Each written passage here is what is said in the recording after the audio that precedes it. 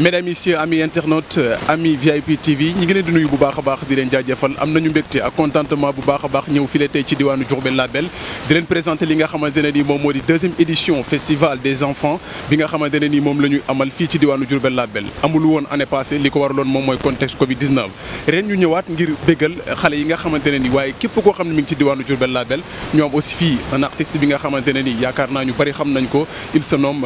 Yankoba donc mu bokk ci ñi nga xamante aussi dañu dundal li nga xamante ne moom moo di aaru Bawal. initiative boo xamante ne ñu koy remercier ki nga xam ne mooy Diaw Bass ba pare mu créé foire bi pare ne moom bu noonu na def foire kese yem ci mais danay xaaral ma jóg fo ci ak xale yi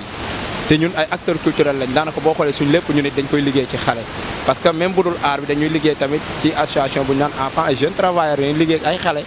mu jël ñu impliqué ñu ci biir foire bi ñu andi suñuy artistes fas yéene bégal tamit xale yi fo ak ñoom kaf ak ñoom rey ak ñoom mu ne artistes yi am ngeen ci bés spécial muy spectacle journée boo xam ne spectacle kese lay doon muy démb musiciens yi la woon tey tamit musiciens yi ñooy joué demain incha allahu rabbi ñoo ngi dem ci nga xamante ne mooy culture urbaine même rappeurs yi tamit am nañ ci bés te lépp mu aaju tamit ci nga xam mooy culture bàyyi ñu ko nag mu teg ko suñu loxo nga xam ne dañ koy jël di ko développé ñu xool tamit programme bi nan lay doxee fii ak 31 décembre incha allah. donc mu nekk initiative bu am solo taxawaay Diourbelluwaay yi parce que suñu wootee aussi am ndaje yaakaar naa nit ñi ñëw jëmmal bés boobile moom mooy tax ñu naan réussite donc de l'événement la population diourbelloise donc ban message nga leen di lancer. waaw population Diourbel ñu ñu sentiré bés bi parce que tey jii nii foo dox ci mbedd mi ñoo ngi koy waxtaanee ba ci man mi sax ay nit dañ may woo di ma interpellé naan ma dañoo bëgg a jouer ay nit di ma woo naan ma ñun dañoo bëgg a spectacle dañoo bëgg a bokk ci spectacle dañoo bëgg a bokk ci programme bi ànd ci tamit li nga xam ne mooy directrice santé culturelle ñoom it ñu ànd ci parce que ñun li duñu liggéey ci à 100 ñoom jaw tamit jël lépp jaarale ko seen loxo ñoom it ñu jël ñoom it ñi nga xam ne ñun ñooy ay artistes comédiens ñoo impliqué ñu ci biir dugal ñu ci biir ba ñu affaire teg ko suñu loxo ñu di ko doxal tey jii mën na ne Diourbel tey jii dana dund loo xamante ne muy ambiance dinañ dund ci li nga xamante ne muy wàllum économie comme ni nga ko waxee jënd ak jaay Diourbel dina ko dund te loolu lépp ay ressources la woon yoo xam ne day dellusiwaat ci dëkk bi tey dina mën a naatal dëkk bi tey ñun it dana tax ñun fuñ demate suñu xel dina dal ndax parce que Diourbel tey jii ñëpp sentir nañ seen bopp. ñi ngi diwaanu Diourbel Label ba tey nar a ànd ak yéen ci li nga xamante ne ni moom moo di festival des enfants Diourbel en fête Diaw Bass bu teg li ànd ci comité d'organisation bu ñu def lu rafet loo xam ne tarkal la Diourbel yëpp dañu ko daal di rafetlu sëñ bi su ko ñu ngi lay nuyu bu baax a baax di la jaajëfal c'est VIP Ami TV ñoo ñëw tey jii ngir ànd ak yéen ci li nga xamante ne ni moom moo di lu sell li la Diaw Bass teg ànd ceeg yéen. sëñ bi ñoo ngi lay fay ñu ngi nuyu waa VIP TV di nuyu téléspectateurs yi nga xam si ñu ngi koy suivre. di nuyu aussi la population diourbelloise mais en même temps aussi ñëpp ñi nga xam dañoo bokk ci le comité d'organisation du festival des enfants du Bawol. voilà pourquoi cette initiative lan moo waral ngeen gis ne Diourbel dafa war a bokk ci région yi nga xam ne donc day dund ci moment ci li nga xamante moom moo di mois de décembre. bon comme ni ma ko waxee rek ni ma koy faral di waxale mooy festival des enfants dafa nekkoon benn demande bu nga xam ne si xale Diourbel dañ ko soxla woon. parce que bi ñu koy li taxoon ñu créé ko en 2018 dañu ñëwoon pour bégal suñuy xale ñu wër dëkk bi yëpp gisuñu ko ci loolu ci la ki nga xam ne si moo jiite entreprise Diaw Bass parce que man maa nekk le secrétaire administratif et financier de l'entreprise Diaw Bass ñu waxtaan si mais comme aussi ñun dañuy yëngutu ci lu mel noonu ñu ne pourquoi pas ñu organiser une activité bu nga xam ne si dañuy def ñuy bégal xale yi. peut-être nag bi ñu soog di door lu tuuti la woon parce que dañoo ne woon nan organiser une fête rek pour au moins permettre aux enfants d'avoir un cadre d'épanouissement mais aussi de permettre aux enfants ñu am ay cadeaux. mais ci waxtaan bi nga xam ne si moom la ñuy def à travers la ville avec des acteurs de développement même aussi ñi nga xam ne si des chefs de service déconcentrés de l'État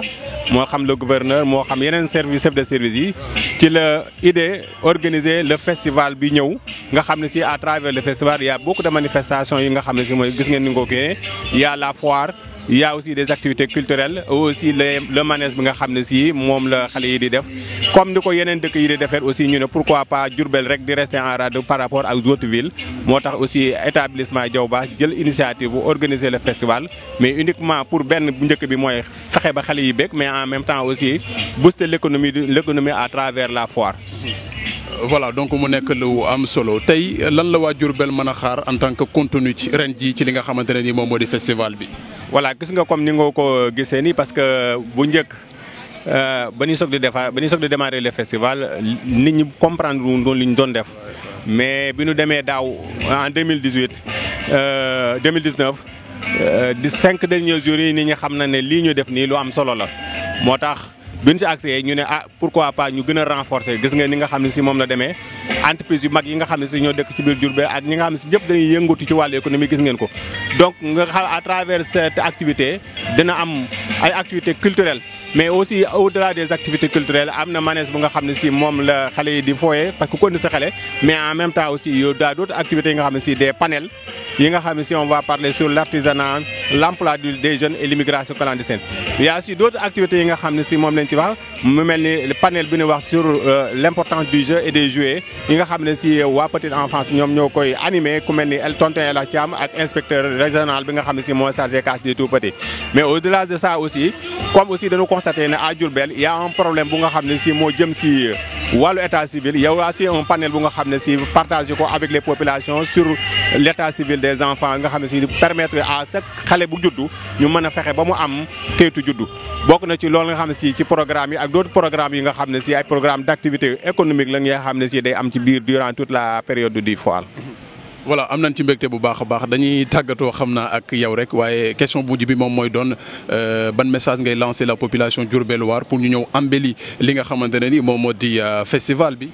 voilà comme ni ñu ko waxee rek peut-être dañuy dolli rek mais gis nañ engagement bi nga xam ne si population moom la def parce que depuis ban ko dooree ak di dox di def ay démarches yi gis nañ engagement population bi ñu leen ñaan ñoom ñëpp ñu génn bëggal seeni xale mais aussi ñi nga xam ne si dañuy exposer aussi ñu jënd li nga xam ne si moom la fi def artistes yi aussi kenn ku si nekk wane sa bopp donc yaakaar naa ne bu amee rek festival bi dana kiin te gis nañ engagement bi nga xam ne si ak encouragement yi nga xam ne si population yi ñoo ngi ko yin yaakaar naa ne fekk ci kanam tuuti rek da nga gis fii gën a changé gën a neex parce que population bi dañ mobiliser kenn ku ne indi sa xale mu fo macha allah. voilà jërë ngeen jëf mbokk yi histoire de vous donner le maximum de plaisir et d'ambiance ici à Diourbel jaa ngeen jëf. ba tey ñu ngi file ci festival bi nga xamante ne moom moo di festival des enfants file ci diwaanu Diourbel Label sëñ bi ñu ngi lay nuyu bu baax a baax di la jaajëfal tur bi naka la ak lan moo waral tey donc présence file ci festival des enfants donc du Bawal. mais Diaw Bache xam nga ñun moom xam nga man la bëgg ma saw quoi acteur culturel quoi xam nga affaire noonu c'est juste que bu ñu gisee xam nga benn jeune quoi buy def lu mel nii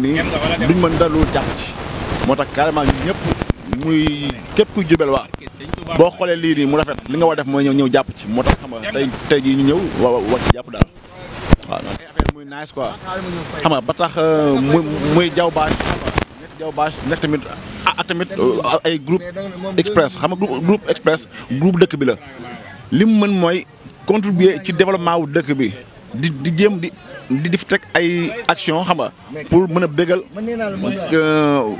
waa dëkk bi moo tax carrément foog ñu ñëw nag pour mën a def fête bi ak waa dëkk bi xam nga loolu waral Bawal Talent Show ren ji mooy 5e édition xam nga foog nag chaque année nag ñu koy jéem a def ba ñun ñi buñ fi jógewee suñu rakk tamit war suñu doom tamit di ko def quoi waaw. voilà ban message ngay lancer la population diourbelloise ci ban taxawaay bi ñu war a am ci li nga xamante ne ni moom moo di festival bi waaye tamit li war a am suba mu di le 24 décembre. waaw mais benn taxawaay rek lañ ci mën a am mooy mooy ñëw jàpp ci dégg nga ñëw jàpp ci xam ne carrément que Diourbel moo xewle xam nga Diourbel feetu Diourbel la quoi xam nga ñëpp ñëw jàpp ci projet yi quoi. waaw ñëw xam nga ñu ñëw def show Diourbel nekk fête lépp jeex quoi ok. nan nga gisee donc le travail de VIP Ami TV aussi nekk un jeune Bawol moom itam di yëngatu ci lii nga xam moom mooy gën a ñoŋal itam lii dëkk bi. non man ki ma ci gën a xam mooy borom kii bi quoi borom scène bi te carrément jeune la bu dynamique jeune la bu gëm boppam xam bu baax la muy def tamit bëgg tamit qualité. loolu bokk na ci li ma gën a neex ci moom sama ami d'enfance la xam nga mais dama koy gis damay fier ci moom quoi ndax job yu nice bëgg tamit qualité bi mu bëgg tamit dafa osé xam nga loolu bokk na ci li ma gën a neex ci moom moo tax li ma ko ñaanal mooy yàlla bu ko ca dugg xam nga li mu am nii li mu ci namm yàlla na ko yàlla defal mu xoolal mu dem ba raw sax xoolal CNN ok wasalaam. Merci. Voilà, c'est un immense plaisir de vous servir. Yéen ñi nga xamante ne ñuy seetaan à travers VIP Ami TV. Donc l'homme qu'on ne va plus présenter ici à Diourbel, le messie des animateurs, il se nomme Didiance, donc di idole ci ñun itam. Donc mu nekk nit ku yàlla baaxal. Ensuite ñu ñëw fekk la ci festival des enfants initié par Diaw Bass donc et son équipe. Donc ñuy def aussi liggéey bu am solo. Maa ngi lay nuyu tout d'abord di la kontaane mais reste pas à vous. Nan nga gisee li nga xamante ne nii moom moo di liggéeyu Diaw Bass ak ñoñam. Merci DJ Elge ñu ngi nuyu itam aussi vraiment les téléspectateurs de VIP Ami TV di leen féliciter bu baax a baax aussi ci participation humanitaire bi nga xam yéen a ngi koy amal à chaque fois que ces genres d'activités am au niveau de la région de Diourbel. Voilà li ñuy wax rek ci bés mooy appréciation boo xamante ni dañu koy def par rapport ak li fi xew muy festival des enfants du Baol nga xamante ni tuddeetuma ko festival des enfants du Baol waaye dama kaa tuddee festival des enfants et les parents parce que dem nañ ba daanaka parents yi sax dañ fiy divertiru tey jii nii festival la boo xamante ni secteur yëpp a ciy gis seen bopp tey jii secteur artisanat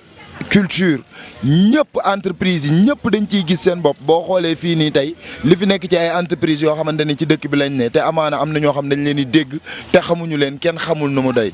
ku ci mel ne tey par exemple ñun ñi man en tant que chargé de com du complexe C1000K ñëw gi ñu fi ñëw li ko gën a waral mooy tey doomu njaareem doon entrepreneur gëm Diourbel gëm dëkk bi di def loo xamante ni da koy def dans le cadre du développement ñun en tant que ay jeunes acteurs ay entrepreneurs li nu mën mooy féliciter ko waaye itam accompagner ko ñëw ànd jëmmal ko mais daal lii Diaw def tey état la waroon pour mu def ko ndax am nañu ko fi ëppale foofu ñu yor ay millions yoo xamante ni tey def lii ci ay fraction de seconde du dara ci ñoom mais tey Diaw en tant que entrepreneur yor entreprise boppam privé bu mënee taxaw def lu doy nii defuñu lu dul féliciter ko di ko ñaanal tam aussi lii mu sumb nii yàlla nañu dem ba festival bi di laal échelle internationale nit ñi di ko waxtaane partout dans le monde. Voilà ñu gis aussi que ni Ange y a une évolution par rapport ak entrepreneurs yi gis nañ ne bu njëkk auparavant daaw ñu xalaat di investir fi nga xamante ne ni moom moo di suñu région bi di Diourbel mais gis nañ ko ban message ngay lancé ñi nga xamante ni aussi ay entrepreneurs lan nekk ailleurs donc di investir foofu noonu. Bon côté boobu moom li may wax rek mooy communication la woon. Parce que boo xoolee au début li taxoon lu bëree bëri daanuñu ko def fii Diourbel ba par exemple benn télévision bii ñuy seetaan muy Ami TV ñu koy VIP Ami TV tey jii nii ay at ci gannaaw nekkutoon Diourbel parce que daa am benn communication bu ñu doon véhiculer mooy lan Diourbel dara doxu fi loolu lañ doon véhiculer Diourbel dara doxu fi moo tax kenn ñemewutoon investir dara Diourbel mais dem nañ ba xam ne liy dox ci nit ki lay ne. C'est-à-dire il faut nit ñi ñu comprendre que ni liy dox ci nit ki lay ne dëkk lépp lu koy doxal nit ñi ñoo ko fay def kër nit a koy tabax oto nit a koy jënd tali nit a ko fiy def infrastructure boo mënti gis nit a koy def stand yi nga fi gis buñ ko fi defee te ay nit dugg fi du am valeur kon lépp lu dox nit a ko doxal kon li ëpp solo mooy maanaam ñun ñu retourner gëm dëkk bi te gëm-gëm boobu noonu dafa commencé am boo xoolee actuellement nii surtout ci jeunesse bi on a une jeunesse très consciente. bu njëkkaan mag ñi kese daan def da nga naan sama papa sama kër papa sama oto papa sama entreprise papa mais léegi da ngay gis ay jeunes yoo xam dañuy demedewu ñoom en personne di créer seen i business su bopp di dem am gëm-gëm ci dëkk bi ñeme visibilité tam aussi di investir ci côté communication xam ni communication kese moo yor dëkk communication bi ci base bi bu baaxul dara du baax communication bu ñu lijjantee ba jagal ko lépp ay dox. te instant bi nit ñi ñu ngi commencé yeewu communication mi ngi commencé changer nit ñi xam nañ ni dëkk bi ñun ñoo ko war a doxal te day dox te ñu ngi ci macha allah li may wax jeunes yi mooy que ni ñu conscient ci seen bopp gëm seen bopp dafa am ñaar ñoo xamante ne bu nekkee ci doomu aadama amul dara lu ko jomb ci àdduna benn bi mooy confiance en soi beneen bi mooy estime de soi bu ma tegee ñetteel mooy maanaam am ay ñaan way jur boo ci nekkee foo mënti nekk boo demoon ba fi gën a yées ci àdduna bi boo fa sumbee dara boo ko gëmee da ngay dem loolu la rek. Voilà donc mu nekk lu am solo aussi demain c'est le 24 décembre il y a aussi l'Express bi nga xamante ne ni donc suñu yëf la suñu moomeel la ndax patrimoine laay wax man mu di Bawol Challenge Show loolu tamit nekk événement boo xamante ne ni donc dañ ko samp fii ngir bégal waa Diourbel lan ngay lancer aussi la population diourbelloise pour que suba événement bi réussir. Bon li may wax rek mooy challenge moom mooy défi te défi boobu noonu Express dañu ko lancé man je fais partie des pionniers yi nga xamante ni bi ñuy teg concert bi ñun ñoo ko sumbandoo ñun ñoo choisir stade Ely Manel Fall bokk nañ ci ñi njëkk a présenté stade Ely Manel Fall concert express bi ba suba incha allahu rabbi ñu ciy bokk. kon lenn la loo xamante ni waa Njaareem ñoom ñoo war a xam ni lii fête la sunu fête la express lijjanti na ba lijjanti ñu fête kon deseetaluñu dara.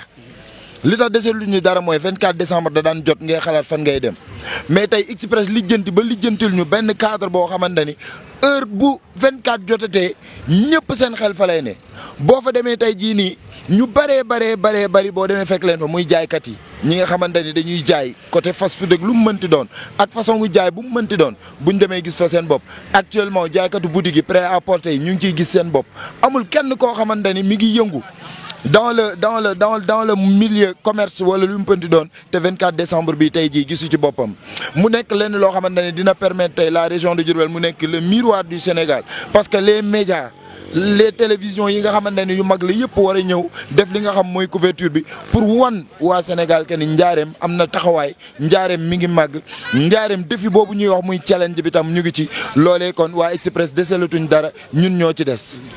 Voilà, je vous rappelle que c'est le messie des animateurs ici même à Diourbel. Il se nomme Didier Ange, hein, l'homme que vous avez aimé, l'homme que vous avez propulsé ba mu mën a esquiver tey vraiment en pas mal de événements daf koy présenté ci fi nga xamante ne moom mooy diwaanu Diourbel Label jërë ngeen jëf. Ami VIP TV aussi gis liggéey bi man aussi je suis très content de toi et ravi aussi de vous connaître ndax xam la moom rëccu amu ci nit ku baax nga nan nga gisee li nga xamante ne ni moom la sa waay teg mu lay gërëm moom itam. Ami VIP TV sama yëf la. loolu kii maa ngi moom Ami VIP TV boolewuñu man ak moom dafa yàgg ay at laa la wax du tey te ba ma ko xamee ba tey ci engagement laa ko xamee lii mu nekk nii maanaam nekkul loo xam xëy rek dal ci la maanaam ku am fulla la ku am fit la ku am jom la ku gëm boppam la tey jii nii simplicité moo tax ñu bëree bëri mënuñu ko reconnaître mais il fait partie des fiertés de la région de Diourbel koo xamante ni tey day affiché wu au niveau international moom moomoo soxna di affiché wu au niveau international te heure bu taxawee identité bawol bi lay wane kooku fierté la bu ko neexoon tey Ami VIP TV bii nii Dakar la koy yemale te day dox ndax Ami VIP TV bi moo ko permettre tey mu ngi dem fépp ci àdduna bi à travers cette télé Ami VIP TV mu ngi dem ak moom fépp ci àdduna bi kon kii nii vraiment fierté la pour ñun man dama koy sago di wax ñëpp ñuy seetaan ñu xam ne man Ange bu fekkee ne am na benn télé boo xamante ni gëm naa ko loo xamante ni dañ lay caméra nga ciy wax Ami VIP TV la man Ange très sincèrement. Merci beaucoup, c'est un immense plaisir de partager avec toi donc une interview mon ami mon frère. Voilà donc ñi ngi filé ak Mame Malick donc moom moo nekk ménageur au Express su fi un immense plaisir ñi ngi lay nuyu bu baax a baax sëñ bi di la kontaane. maa ngi leen di ziar maa ngi nuyu ñëpp di nuyu sama xarit sama frère Momo di leen dalal ci Diourbel di leen dalal ci événement Express bi. muy événement bi nga xam ne c'est événement annuel la Express di ko def chaque année le 24 décembre festival Bawal Challenge Show di leen nuyuwaat bu baax a baax di nuyu waa Njaareem di nuyu sama mbokk yëpp di nuyu gars yëpp daal ziar waaw. ñun na moon Express ndoom parce que daaw gis nañu contexte Covid bi moo taxoon amul. lan ngeen di préparé la population diourbelloise bi nga xam ne itam ñoo jël Express rek bëggal ko seen bopp donc ren lan la ñu mën a xaar ci li nga xamante ne moom moo bi événement. waaw événement bi moom li ñuy maanaam Express ñu koy préparé comme d'habitude mën naa ne biñ koy doog a commencé challenge la woon moo tax ñu tudde ko Bawal Challenge Show mais actuellement fi événement bi toll dafa dem ba Diourbel waaye adopté événement bi parce que dafa dem ba mu nekk seen événement le 24 décembre c'est une fête et que tous les Diourbellois se retrouvent ci benn cadre mooy li nga xam ne mooy moom la ñu am Express fierté la il représente Diourbel partout donc war na bu defee ay tournées dans les autres régions mu jël benn date boo xamante ni daf koy offrir Diourbel waay mu nekk date bi nga xam ne dañ koy jël mu nekk date mythique muy ñëw chaque année muy nekk le 24 décembre donc ñu ngi koy waajal goo xamante ni mën naa ne incha allah bu subaa gars yi dinañ gis façon surprise bu nekk y aura beaucoup de surprises parce que mën naa ne bokk na ci événement yi gën a rëy bi gën a rëy ci culture urbaine surtout ñu koy defee ci dëkk boo xamante ni dafa am ay réalité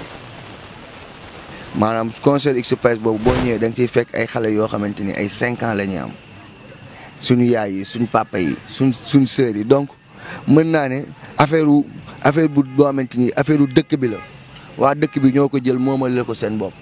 donc dañu dem ba nga xam ne même organisation bi sax dépendre tout si ñun donc waa dëkk bi ñoo koy organiser ñu ñëw defandoo ko ak ñoom jox leen li ñu moom donc di leen santaat bu baax a baax parce que gis nañ à chaque fois taxawaay bi ni muy demee di leen jaajëfawaatal bu baax a baax di santaat waa Njaareem bu baax a baax a baax a baax a baax a baax. voilà ñu fekk la aussi ci li nga xamante ne ni moom moo di festival des enfants bi nga xamante ne ni Diaw Bass ak ñoom ñoo ko teg. nan nga gisee li nga xamante ne ni moom moo di lu am solo loolu de. waaw Diaw li ma koy njëkk a wax mooy di ko encourager parce que c'est pas facile maanaam boo organiser wul mënoo xam li muy daj man damay organiser yàlla dafa def moment bi muy organiser ba léegi à chaque fois nous sommes des partenaires Diaw Bass ak Express ay partenaires lan donc donc Diaw man du ma ko def lu encourager ko di ko ñaanal parce que li muy def xale yi di si gis seen bopp xale yi di si kontaan dafa nekk loo xamante ni suñu borom donc moo koy fayal parce que ñun on rêvait de ça 24 le 23 dañ daan jël ñun suñ papa yi dama je me rappelle dañ daan jël taal suñ oto yi dem yóbbu ñu dem di feete ji ay Dakar feete ji feneen ak feneen mais léegi kenn génnatul léegi waa Dakar sax Diourbel la ñuy feetoo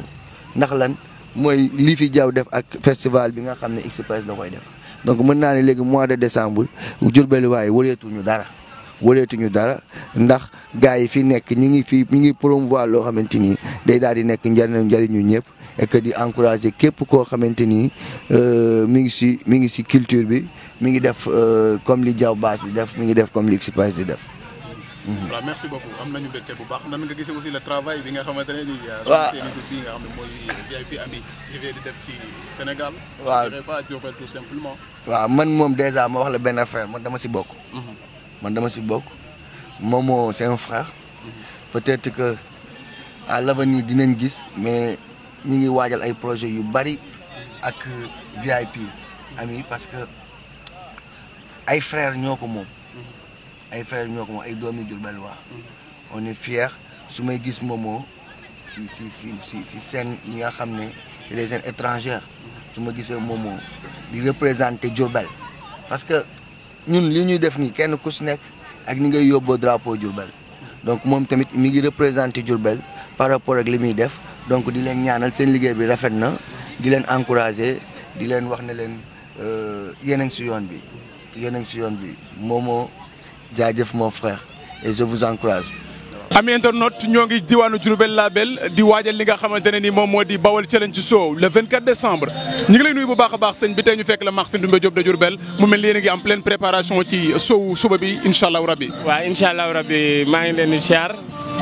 di nuyu tur bi naka la. tur bi Ezel Sarr. yes ay Ezel Sarr from Express communauté. waaw ñu ngi préparé suba kañ incha allahu rabbi 24 décembre ak Express waaw Bawal Challenge Show for life. en tant que bawal donc tey ñu gis ne jigéen ñi ngi dugg ci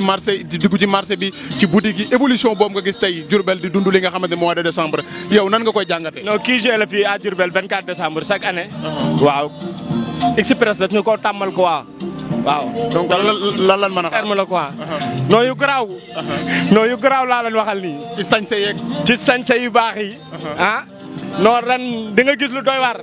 incha allahu rabi. kon mbokk yi mi ngi noonu suba incha allahu rabi fële ca stade Elimanel Fall de Diourbel. instant parce que dafa doon la nga xamante ne lu fi raar la quoi aussi dañ koo namoon parce que boo xoolee daaw amut ndax corona beeg yooyu xam nga dafa doon loo xam ne dafa doon événement boo xam ne dafa doonoon loo xam ne chaque année da daan am ñu koy xaar xam nga mu doon loo xam ne dañ koo namm daal moo tax ñëwee wax dëgg yàlla ñëwee nañ ak doole. loolu moo ko waral quoi li fi jaaroon yàq programme yëpp donc loolu moo waral gars yi nam ko bu baax. VIP Ami TV à Diourbel ñu ko daan gis ailleurs mu ñëw tey ci diwaanu Diourbel Label loolu lan la lay def.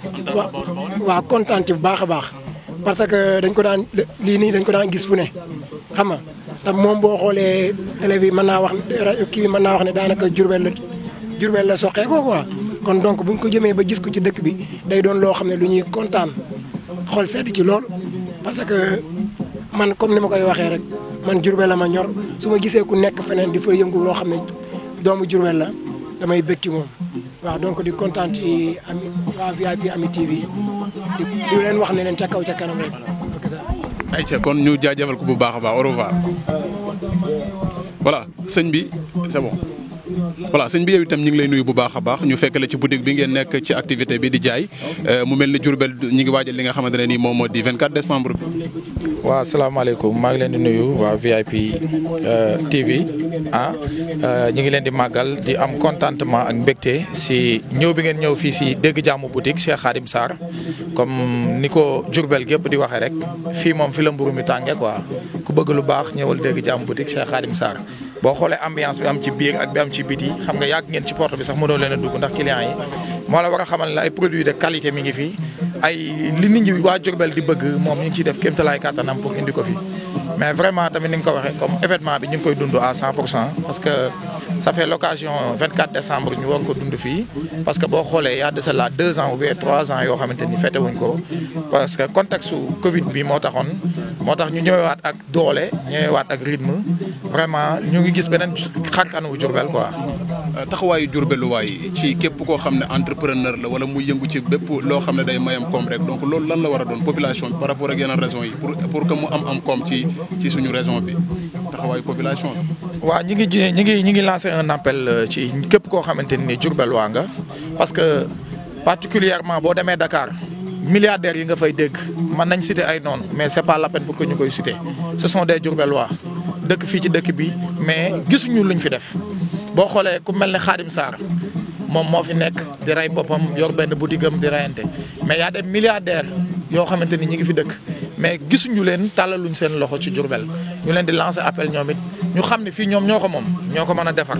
entrepreneur yeeg ñëpp kenn ku ci nekk soo jàppee fi nga war a jàpp rek vraiment yaakaar naa ne Diourbel dina dem ci kanam Diourbel deewul nit ñi ñoo dee parce que ñoo fi deful lu dundal dëkk bi vraiment ñoo ngi bëgg tamit képp koo xamante ni yaa ngi dégg suñu kàddu rek nga ñëw Diourbel a ngi nii boo investir dañ ciy génn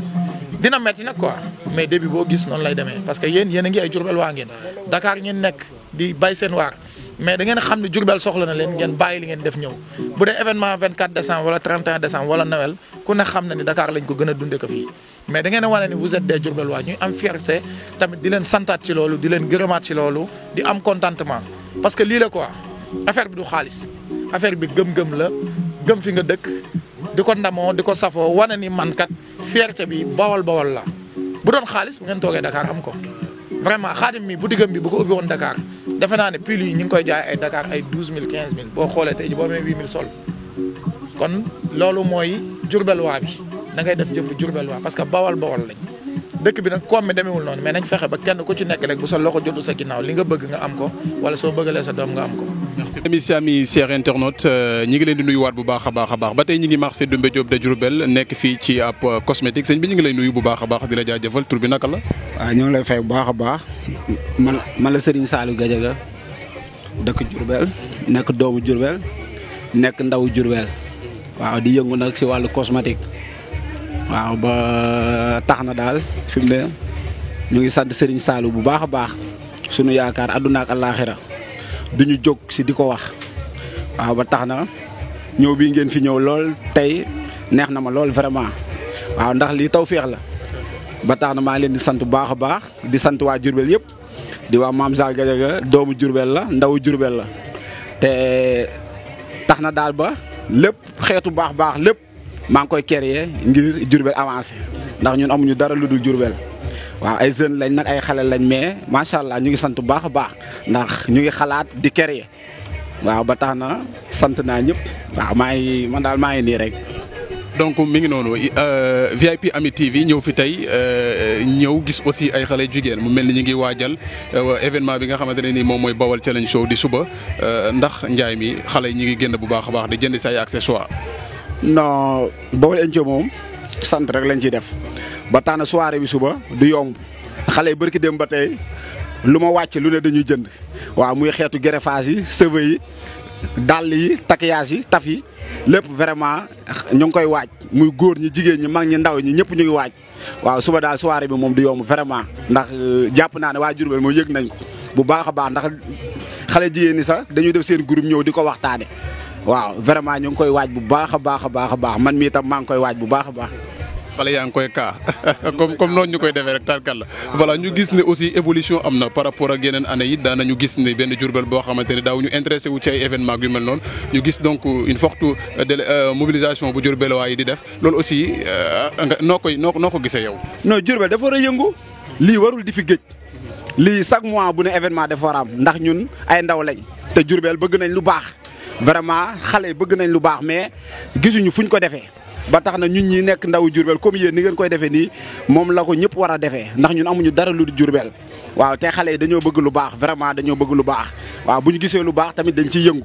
waaw ba tax na daal événement bi daal ñëpp ci kontaan vraiment waaw xale yi daal ñëpp pare nañ waaw ñu ngi sàjj ñu ngi ñëw di jënd ñu ngi génne xaalis bi ñëpp ngi ciy yëg seen bopp tailleur yi ñu ngi ñaw robb yi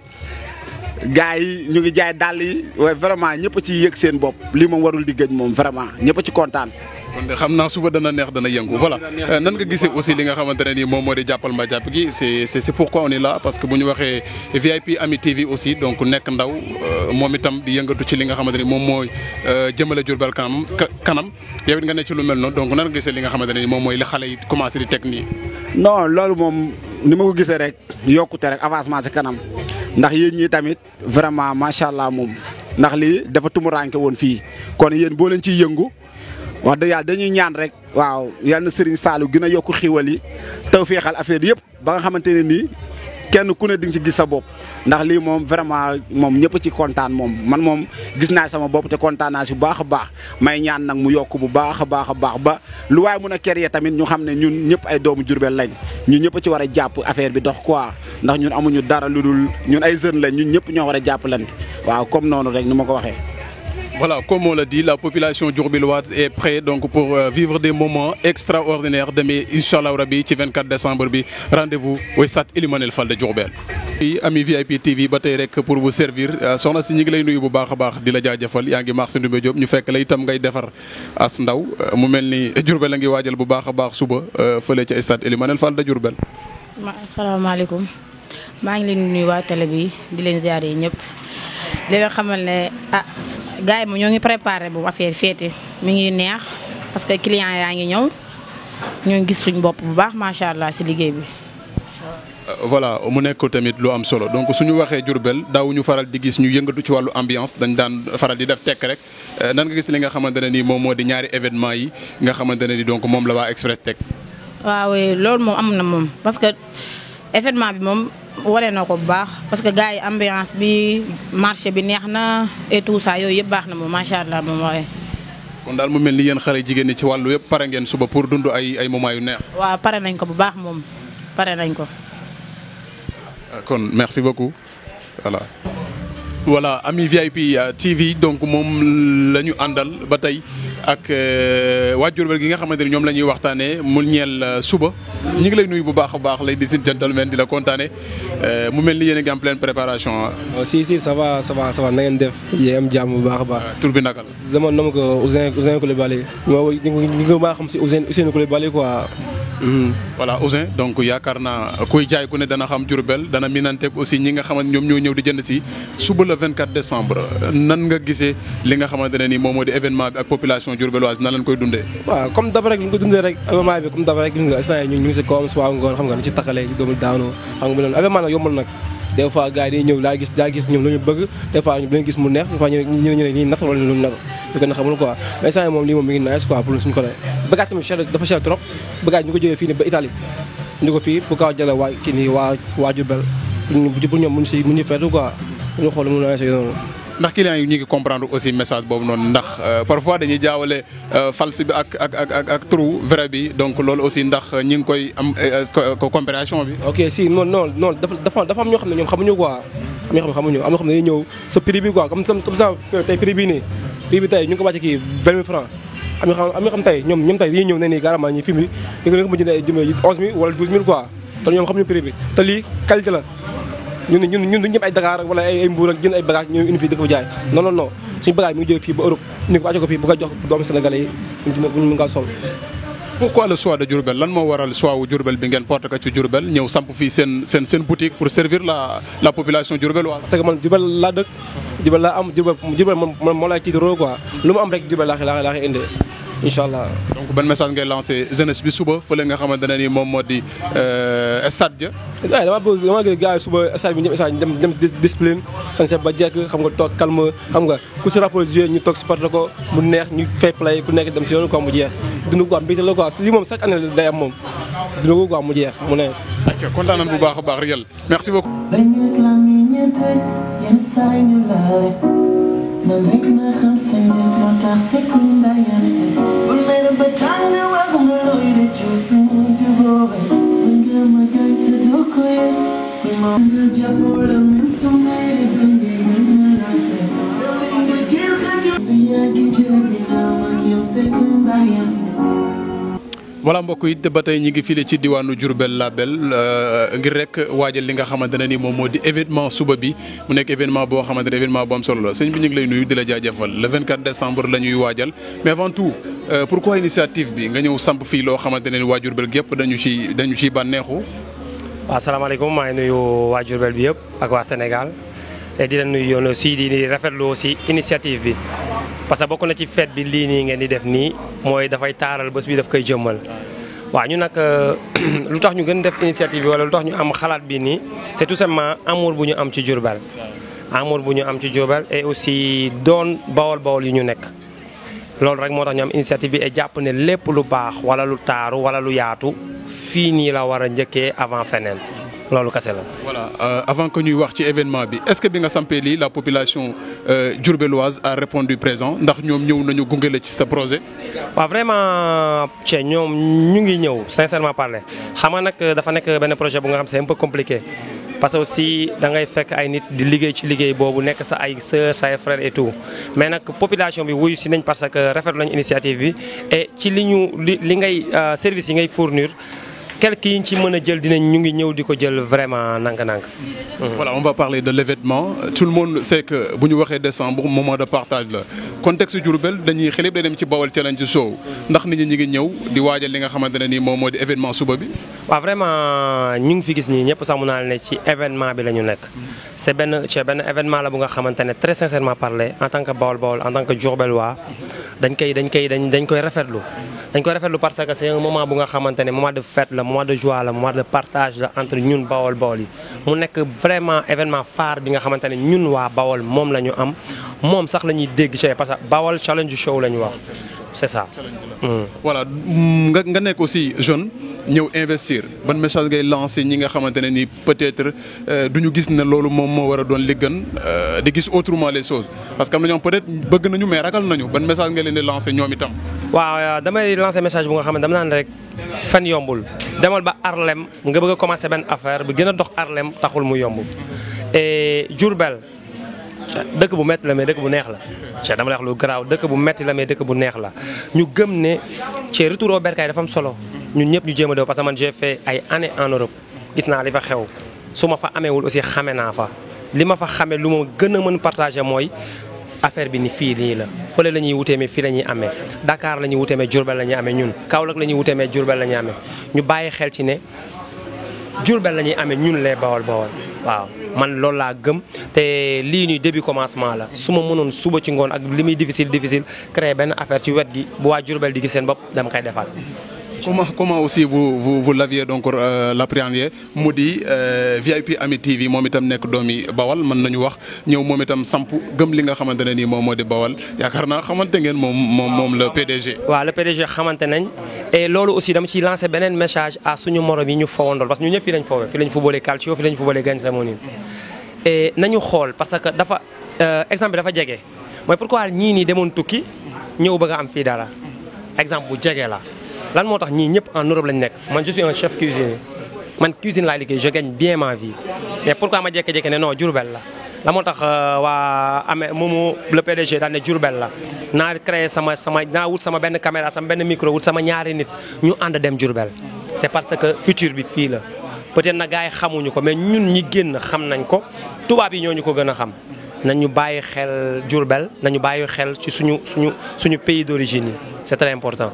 voilà ñu ngi lay jaajëfal bu baax a baax di la kontaane événement suba bi yaakaar naa yow tamit da nga fa ñëw yaa ngi woo aussi population diourbelloise bi yëpp ñu ñëw jàpp ci la koy neexal. maa ngi woo population Diourbel parce que man déjà membre Express la Diourbel yëpp laay supporté nag mais événement bi keneen ku ko fi def ku nekkul Express ñu supporté la ñun li ñu soxla rek mooy événement yu mel ni dem ci dëkk bi parce que wax dëgg yàlla ñëpp ñu ngi ciy gis seen bopp quoi qu'on puisse dire sama yaay sax da ciy gis boppam. C'est très important ñu ngi saluer lii nii di encourager Express encore une fois di leen xam ne aussi ca matricule bi daal Diourbel la quoi c'est ça. Voilà, mesdames et messieurs, le rendez-vous c'est demain. Venez et vous verrez.